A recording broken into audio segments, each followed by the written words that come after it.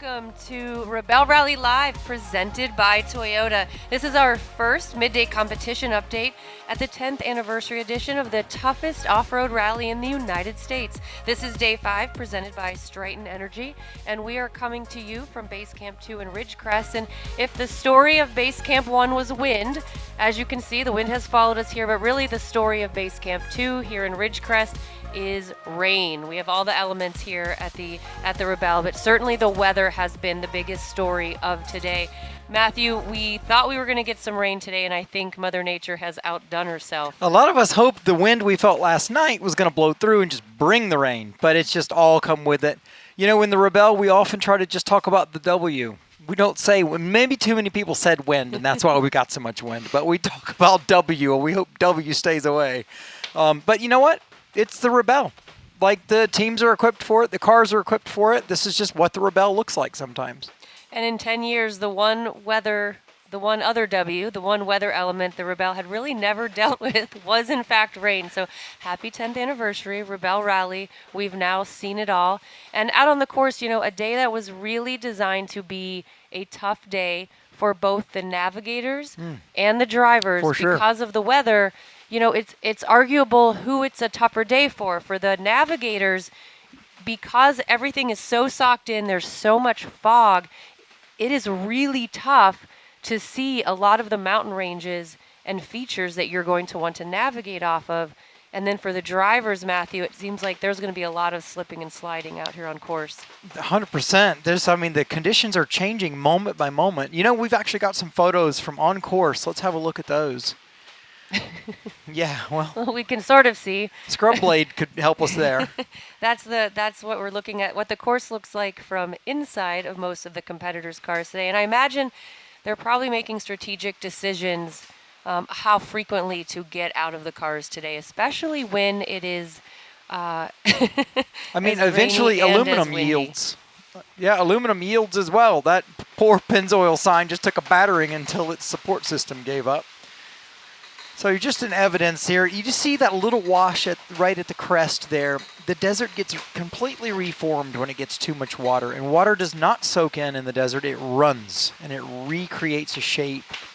Yeah, and as Emily Miller was telling everyone this morning, from the storm 2 weeks ago, this area, they already had to change some of the checkpoints because there were so many rain ruts all over the course and some really significant water damage.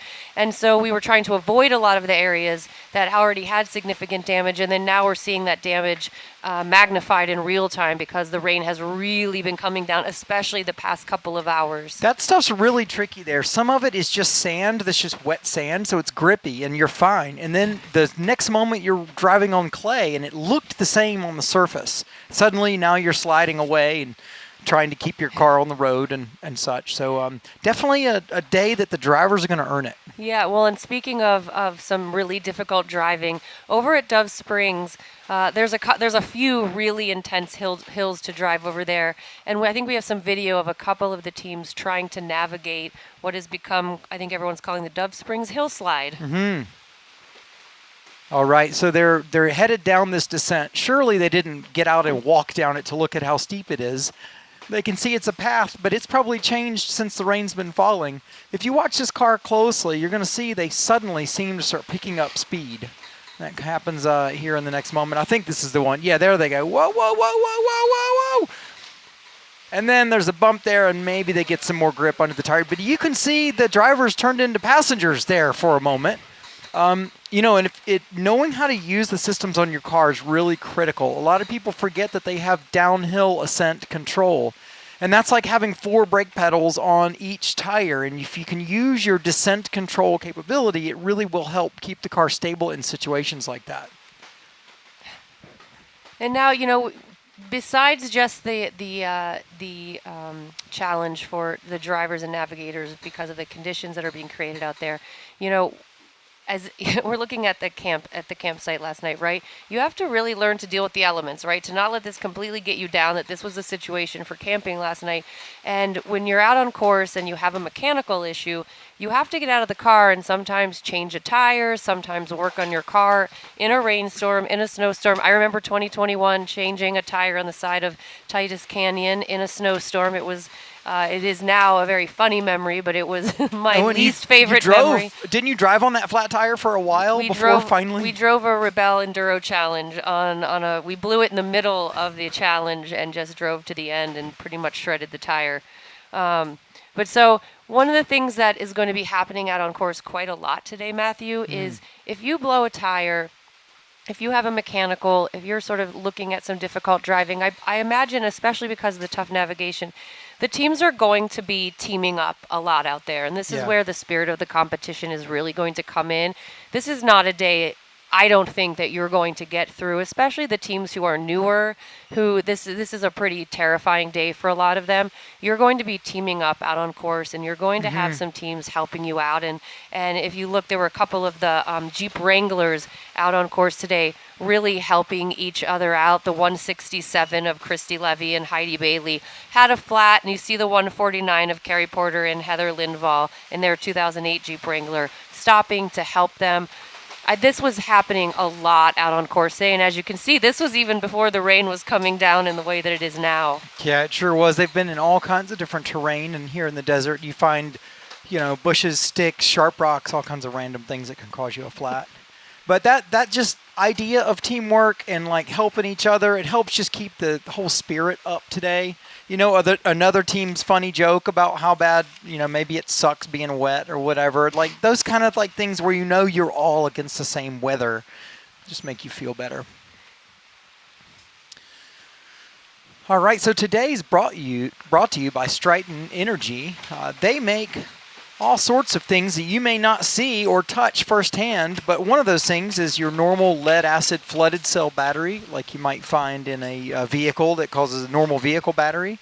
But then in addition, the 161 is using their lithium batteries to run their coolers and other accessories and such. But Stryten Energy also makes energy storage solutions on a commercial scale out of other chemistries, let's say vanadium as well, and on different large format sort of batteries that we start to look at when we're trying to preserve our solar power we get during the day. So Stryten Energy is also proud of making their batteries in the USA, so we love that as well. All right, so I know we've been talking about how challenging the day has been, but for some of these teams out there, that doesn't mean they're not still excelling out there on what is a very difficult wet course. So let's take a look at the leaderboard in the 4x4. And something I noticed earlier when we looked, you can look, when you're looking at these on rebellerally.com, you can look at the overall for the day, and then you can also look at how the teams are doing on the stage that day. And so if you look right here, here's the day 5 results, and it's still, okay, I'm so glad this is still happening. Same thing that was happening earlier today. That first place team right now, I think they were in second when I looked earlier, the 131 Team Velocity. That's Carissa Hayden. She's driving, and Trista Smith is her navigator. They are a couple of friends from the state of Washington. This is their 4th year competing together, their 3rd year competing in the 4x4 class. They've been really putting a lot of work in. And so today, on a very, very difficult day, they are leading only by a point. If you look, you have these really, really tough teams who are all still up in the top 5. There's only about 6 points separating the top 5. But to see them performing at this point in the day, when the teams, we'll get to this later when Chrissie Beavis comes on, but the team starts switching. There's sort of 2 courses on course today. They're sort of switching courses right now. But to see Team Velocity, Carissa and Trista up at the top there for the day, that's really going to elevate them. So I can't wait to see where they are when they cross the finish line today. Also today we finally see Rory Lewis navigating for Shelby Hall, putting their foot down, showing what it looks like to be right there at the top of the leaderboard. We have other names buried a little bit deeper down that also would not surprise us to be challenging the top 3, the top 5. So really cool competition, and it really bears its teeth today when the weather and the going is tough. Let's have a look over at X-Cross. Oh boy, well you look at Carrie Lando and Andrea Schaefer have put their foot down again. Is this is today? This is just today. Okay, maybe the groups are not. They have a 50-point lead. Just on the day. They are extending their lead. I think at this point, if the day were to end like this. I have questions to know that this is 100%. Here we are. Here's the story we're looking at right now. I know that earlier they were 80 points ahead, 70 points ahead in the overall. But here's the thing I want to point out. Carrie Lando and Andrea Schaefer won last year. They looked at each other and said, "You want to do this again? Of course you want to do this again." So they've known for a year that they were going to work together again, and they've been training and planning as such. Emmy Hall, Kendra Miller, maybe about 2 months or 6 weeks they've known they were going to be working together on this. So that kind of prep time, just mentally, and then the details, like you were talking about, Carrie and Andrea in those like zip-up sacks that kind of conform to their body, where they were warm and dry. Yeah, they said, "Katy, I'm sorry, is it cold out?" I had no idea it was cold out because we are prepared at every single angle of this competition. They have, with the inside of their car is prepared, the outside of, the detail with which they wrapped their car. I mean, they have been preparing for this. But we would just say X-Cross is turning into a competition between second, third, fourth, maybe fifth. But it's not a competition for first right now unless Carrie and Andrea make a big mistake. I'm kind of scrambling here. There's some cars. All right, so today we had a live in-car. This is a Rebelle first out on the course right now. So as you all are watching your favorite team, and this time it's the 161 of Amanda Alvey and Julie Hurt in that 2022 Jeep Gladiator. Chrissie Beavis, who's about to join us, calls them Team Jamanda. And so we have some footage from them live out on the course today. Let's take a look and see how the Team 161 is faring right now.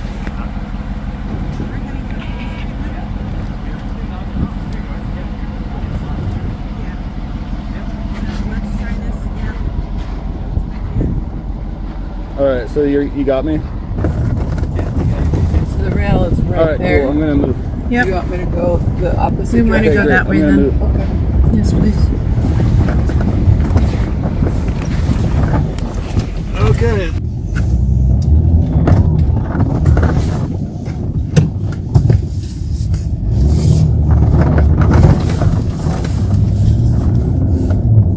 So now we are going southwest. Is that right? Yes, ma'am. Okay.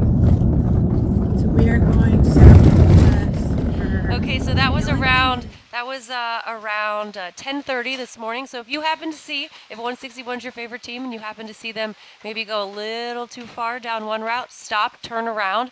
What I really took from that clip was seeing how respectful they were to one another when they realized they were going the right way. You hear her say, "Yes, please," as they go to turn back around, and how sort of level they were once they realized they were, I think she said, we're going precisely in the wrong direction. And so they turned around there, went back, and the other thing they did was they knew where they had just been, so they turned around. They did everything right. They turned around and went back to their last known position, and then they started re-navigating from there. And so I think we have another moment from them just a little bit ago, after they had clicked their tracker at a black diamond. And I believe this was at one of the X checkpoints. 117, 28.837. I am, because I converted 4x, is 37.58, and then 28.75, 28.83. How far off is that then? 0.08, 8 meters. Yeah, so we're not, We're not what? I can't do that conversion very quickly. I got you, no worries. Okay, so we got 4x. So we're basically Nice work.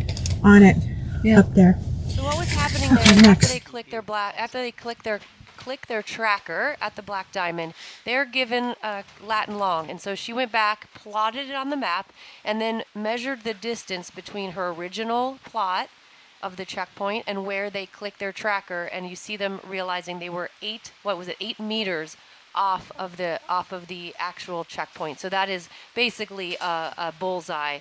And the other thing, there are a couple other things I took from that clip. One, it didn't matter if they were making a mistake or bullseyeing a black diamond. They were about as even keel in both. They were really riding the middle.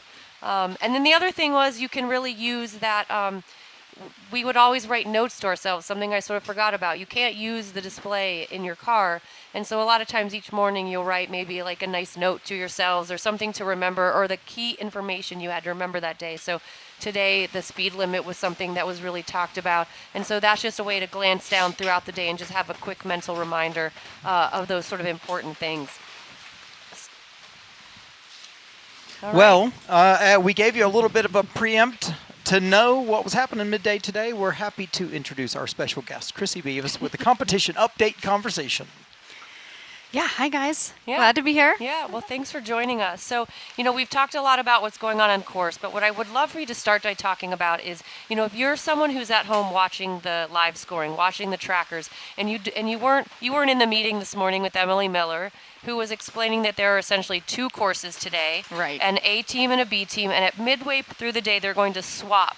So it might look to you, if you're looking at the scoring, that your favorite teams were missing checkpoints, were Right. not getting points for RECs. So can you first help us understand, how do you read the scoring today on rebellerally.com? Well, I think that the best way to look at this and to understand what they're doing today is to go through the tracker. So I'd love to take you guys back to when they first started out on the tracking, because I know a lot of people at home really like to watch all those little dots creep around on the screen there. So I want to take you through that, and we're going to start out this morning. And so here is everyone sitting there at base camp, and from here we're just going to kind of watch them creep out, and you're going to see them kind of go through.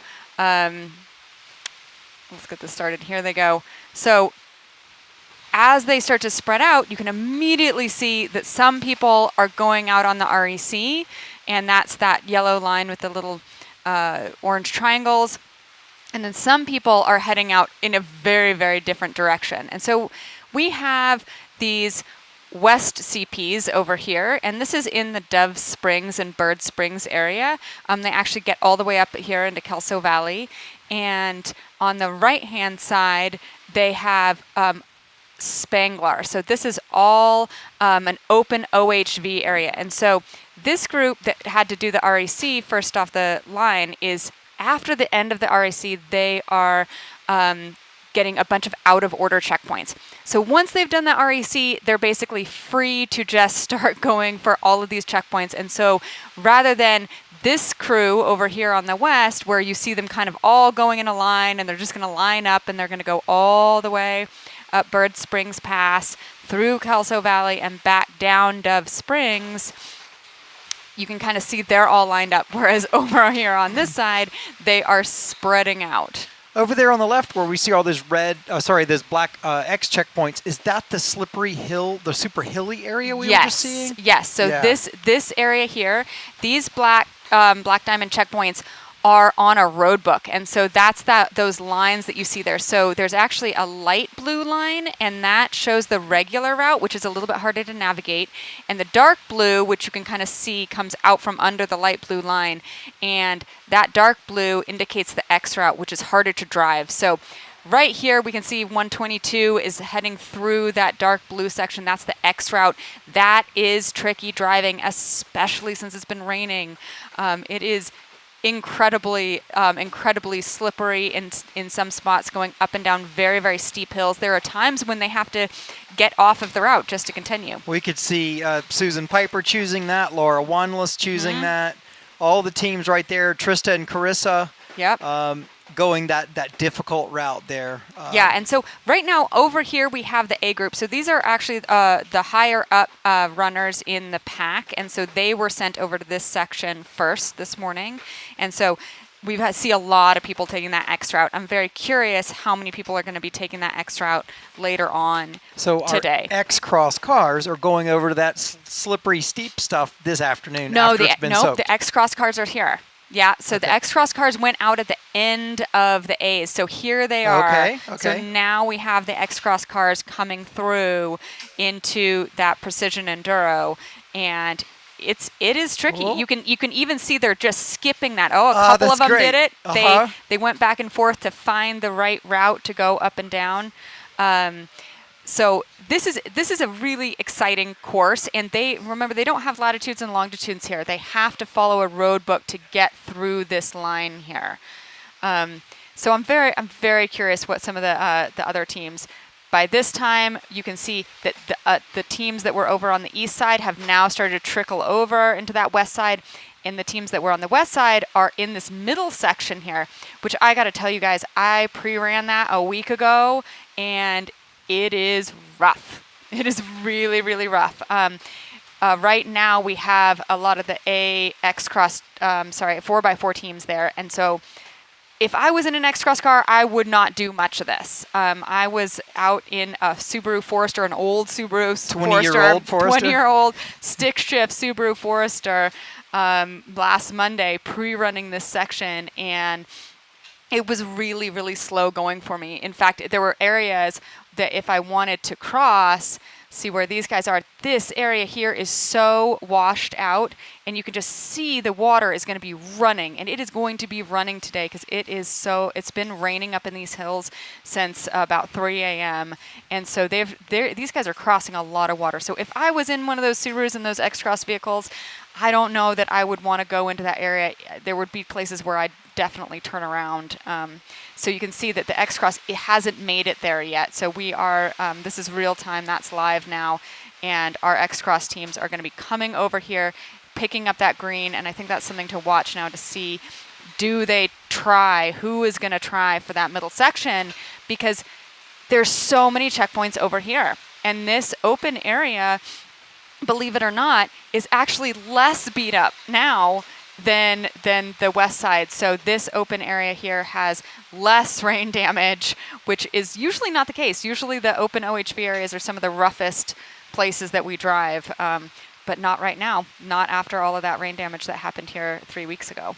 And so, as you said, we're talking a lot about how difficult the driving has become, and on that west side of the course, you're on roadbook quite a bit. But as you get back over to this east side of Spangler OHV over here, how do you, as a navigator, when I'm looking behind me, it's so socked in, I can't see a lot of the features, I can't see the mountains, I don't know what I'm taking a heading off of.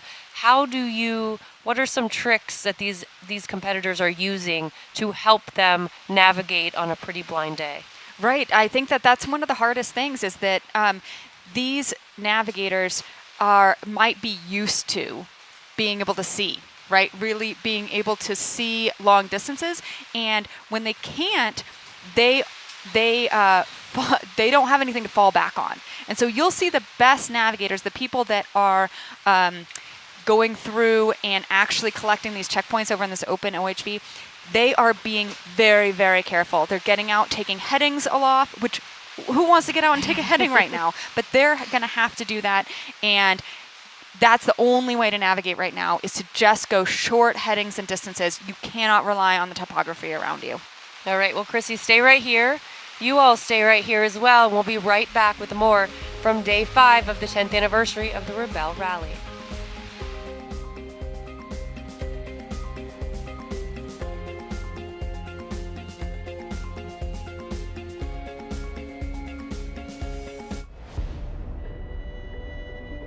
With each sunrise, in towns all across our country, we rise to meet the day.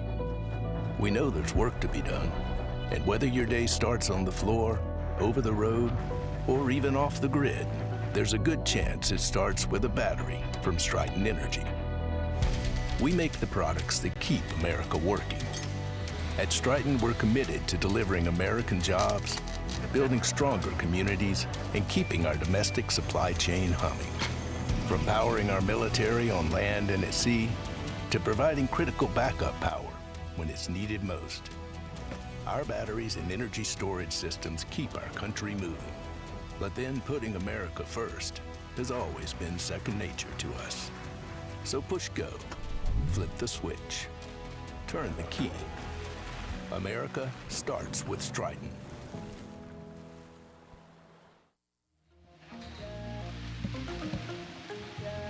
Welcome back. Thank you for sticking around for our cool commercials. We think they are, at least, because our sponsors and the folks that think they want to be involved with this are pretty awesome. So anyway, we've got Chrissy still on stage here. We're going to hop over into discussing the scoring, right? Right, so you guys saw the tracking this morning and what that looked like when they go into different areas. And so I want to just talk a little bit about the scoring for those folks at home to see what it looks like on that scoreboard and how that looks. So one of the new things that we have this year is this fancy looking scoreboard, right? So we're working with our developer. She's great. And she is always adding things and making things better. And so we actually have an expanded scoreboard here with some really good descriptors of some of the ways that you can read the scores. So up here at the top, I just want to point out that it now shows how the items in red means that they're not valid. So this is a place where they got a score, but it's no longer valid because of one reason or another. So in this case down here, if it says X next to it, that's because that's no longer valid because they got the 7 points here, which was for 10X. So they don't get the points for 10 because they signaled at 10X. Now keep in mind that no matter how many points they got for that X checkpoint, it invalidates that first score. So there are places where you'll see that there is a red score that's higher than the one that stayed valid, and that's got to be frustrating for those teams out there. Is that just a way of hedge then? A way of hedging to say, well, we know we've got this, we'll try for the harder one, and if we don't want to signal there, we'll just keep what we got. Yeah, and so you'll see that there are times on the tracking where you might see a regular checkpoint coming just before an X checkpoint, and so a lot of the teams will signal on that X or on the regular checkpoint, and just in case they can't find the X or they don't feel comfortable signaling at the X, they'll do that. But in the afternoon, we actually ended up with, in the morning there, we ended up with 8 and 8X, and so 8 was before 8X, and so you can see some of the decisions here up at the top teams where they tried to get 7 points here with the 8, but that means they've actually already passed 8X. And so since they've passed 8X, they had to get that one at 8. But you can see here, Piper and Young, they went for 8X. They only got 3 out of those 9 points, and then just about another 300 meters down the trail, they came across this blue pole of 8, and they were probably pretty bummed that they weren't able to get that 7 points, and they ended up with only that 3. Especially right in the front of the field, that little handful of points just plagues you at the end of the day when you're looking at how you did. Yeah, it does. And so I just wanted to run you guys through this. So you'll see that the A group here has a much different scoreboard up top than the B group, and that's because of those that bow tie. So here in the B group, we've got all those out of order checkpoints right there at the beginning of the day, but in the A group, they are later on in the day. Now, Chrissie, we have some questions from our live viewers at home. One of the things that people are wondering is at the beginning of each day, Emily Miller tells us there's a difficulty score that she's assigned to the day, and today she has assigned this a 4.5 out of 5, and they're wondering, was that score taking into account the weather today? I would say that score was taking into account the weather, but it probably only would have been a 4 out of 5 with the weather. So that weather is definitely kicking it up. But it still is a tough day. It's a long day with that bow tie. It's really spread out. They're going long distances all the way to one side or the other. One of the hardest parts about having a bow tie day is deciding on how much time to spend on either side. Whereas when it's just a loop, you kind of just keep plugging along the course, as you would, and following the open and close times. But when the open and close times are so spread out in the bow tie, you end up having to make a lot of decisions. Now, in the competitor briefing, they were also told, though, that they get 6 hours, it's a plus or minus 6 hours for that west side and around 4 hours for the east side. So that's that open OHV area for 4 hours. And so it's not very common that we do that, and then we actually tell them how long generally we would spend in that. We rely on the open and close times to tell them that. Okay, so we have another question for you from social. What does 4L versus 4.5L on the scoreboard mean? Okay, so can we go back to the scoreboard here, and I'd love to show you guys an example of what some of those L's are. We're going to get down to the bottom there.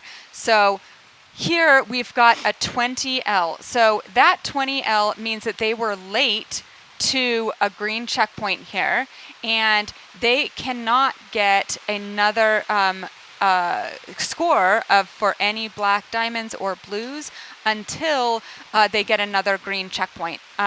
What you'll find here is that this 20L, I will go back through actually manually in the scores, and pretty soon that is going to be revalidated. So I need to make sure that they got there in time to still get points. So they're going to get an L here, but pretty soon you'll actually see them have a 5-point penalty over here in the penalty section. You'll actually be able to see if they'll get a 5-point penalty for being late. And this morning, we had a couple of teams miss the first green and We did. move on and start signaling the checkpoints after the green, and they're unable really to get any of those points until they get to the following green. Yes. So it's a tough run if you miss a green checkpoint. We tell you those are the ones that keep us organized and moving down the road, and there's a big penalty for not getting there. Right, here we can see that some people actually took a long time to come back and get that green checkpoint. And then there are those ones down here. We've got 106, 168. That is a rough morning because they missed that first checkpoint. So all of those things are going to be invalid all the way until they get that next green. Well, as you can see, we will answer you if you ask us a good question. At Rebelle, you'll find us on the socials. Please do interact with us. We've got a lot more. This has been really fun. Thanks, Chrissie. Yeah, thanks, Chrissie. And yeah, again, at Rebelle Rally on all of our socials, Instagram, Facebook, YouTube, please send us all of your questions. Chrissie will be back to answer more of them. And as we said, this was our first midday competition update, but we have a third show for you today from day 5, sponsored by Stryten Energy. Let's take a look at the schedule for the rest of the week. This is, as we said, Tuesday, day 5. We have 3 shows for you today. Tomorrow is going to be a transit day, so we have one more night here at Base Camp 2. We're going to come to you at the start line, and then we're going to head to Base Camp 3, where we're going to have, once again, 3 shows for you on Thursday. Man, the rain is picking up again. The wind and the rain just will not seem to abate.